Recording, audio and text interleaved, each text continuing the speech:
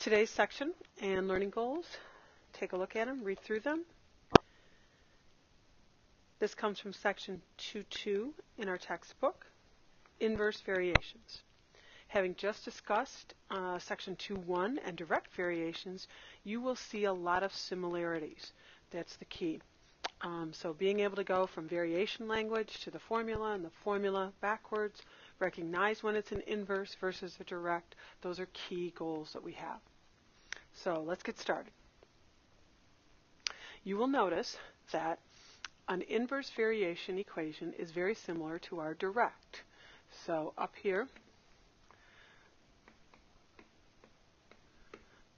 let's remind us what our direct variation equation looked like.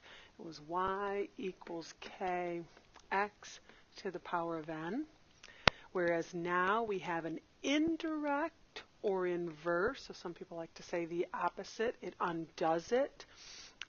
Y equals k divided by x to the n, where still k cannot be 0, and n is going to be some power that is greater than 0. Usually whole numbers for the time being is what works best. It'll be read as y varies inversely as x to the n. So if we walked through it, that would mean the variable y varies is your equal sign. You don't say anything about k. Inversely, because directly was multiplication, inversely signifies the division, and then we've got as x to the n. You could also say y is inversely proportional to x to the n. And as a reminder, as I just said, you never say anything about the k value when you read it. K is never mentioned. What that means is if I would have an equation, y equals, let's say our k value is a 2, divided by x to the third. I would read that as y varies inversely as x to the third power. Notice the 2 didn't get talked about at all. Moving forward, you're going to see a problem similar to what we saw previously in our work. Y varies inversely as x. Write an equation that relates x and y. Then find the value of y when x equals 4. That's assuming x equals 2 when y equals 8. So you have given information there. With that given information, you should be able to do some things. But again, based on what we learned in direct variation, you must follow the same procedures. There's 3 things you must do. First one, solve for the constant of the variation. So we do that by first taking that first sentence, y varies inversely as x, and writing it as a generic formula. Inversely because it's division. And then if x is 2 and y is 8, we should be able to say, well, wait a minute. They didn't say anything about the power. They didn't say squared. They didn't say cubed. So we know our n value is really 1. We can put a y value of 8 in and an x value of 2. We can simplify that to just 8 equals k divided by 2. We know multiplying both sides by 2 would help us eliminate that 2. We would very quickly be at k equals 16, which means 16 is a constant of the variation. It will be used anytime you have to put values in for this situation. So we start with y equals 16 divided by x, same situation we started with, and now we can answer that question. Find y when x is 4. So we plug the 4 in, do the math, done. We would have an xy table, in this case, that would look very similar. The first one when x was 2, y was 8. Second one, when x was 4, y came out to be 4. There is one characteristic here you need to look at. As x is going up, what's happening to y? It's a little different characteristic than we saw with direct. So as x went up in direct, y also went up direct. Now we've got inverse or indirect. And as x goes up, y goes down. And there is a relationship there. You can't look at it until you see the situation at hand, how fast is it going down, but that should be the case if it's an inverse or indirect equation. Next one.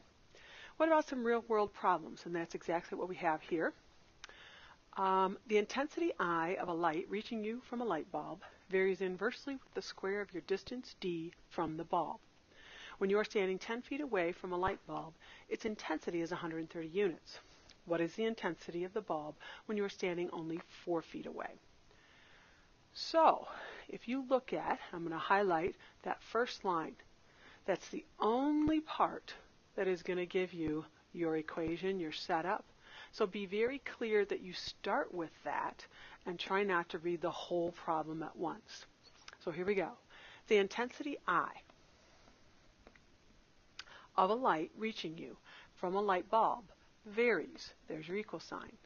Inversely, as soon as you say that, you know you have that constant. Inversely means division. Now read further. With the square of your distance d from the bulb. That determines you have a d down there in the division slot, and it has to be squared to the second power.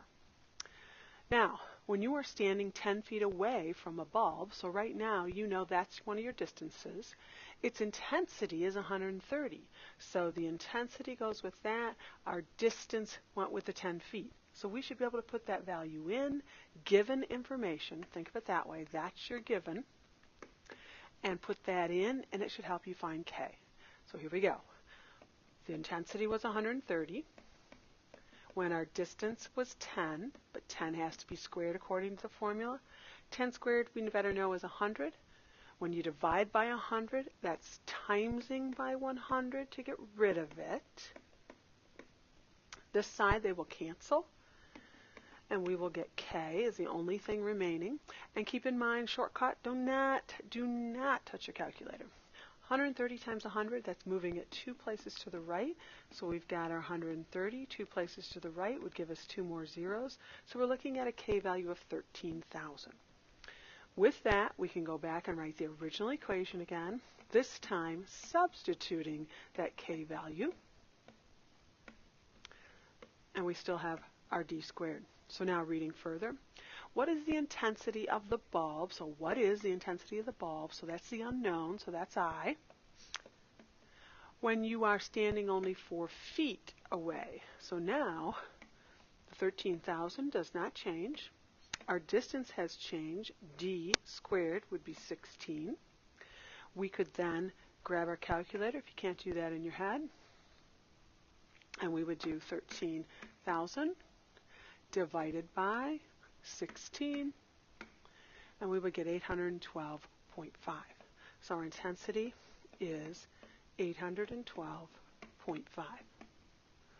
So now let's see if this makes sense. Let's make an XY table. In this case, it wouldn't be XY. It would be D, our distance. I is our XY table. D is the independent. Y is the dependent variable. And when we look at our two values, the first one combination was 10 is to 130. This next one is 4. So I'm going to write the 4 one first because it's smaller, just so we can see our pattern. Whoops, didn't squeeze that in there. And the second one was 10 feet was D, and our intensity was 30. So think about it. You're standing here fairly close to this light source. What kind of intensity are you going to have? And as you back up, what's going to happen to that intensity? You should be able to look at that, and that's what we see here. If I'm at 4, I'm at a bigger intensity than if I'm at 10, and that should be true. So as X went up, Y went down. As D went up, I, the intensity, went down. So we should be good to go. We're going to solve them very similar. If you have some questions about the examples and or anything from your reading, please bring those questions with you to class, and we will answer those before we get started working.